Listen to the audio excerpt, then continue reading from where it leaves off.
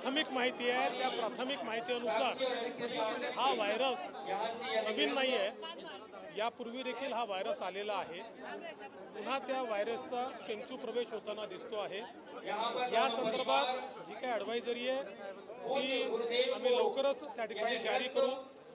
आता 3 वाजता केंद्र सरकारचं जे आरोग्य मंत्रालय आहे ते देखील राज्यांसोबत त्या ठिकाणी कॉन्फरन्स करून या संदर्भातली सगळी माहिती मी उपलब्ध करून देणार आहे आणि त्यानंतर काय काळजी घ्यायची आहे ती काळजी आपण घेऊ।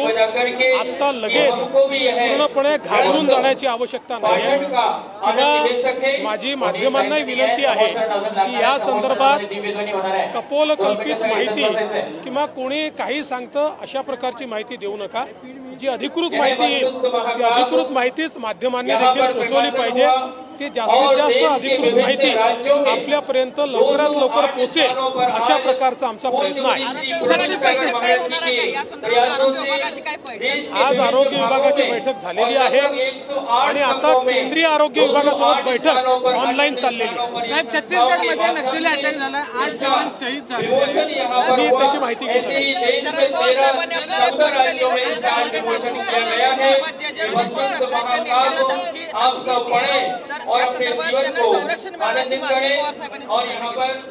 असं आहे, या सगळ्या प्रकरणामध्ये राज्य सरकारने अत्यंत निर्धाराने कारवाई केलेली आहे।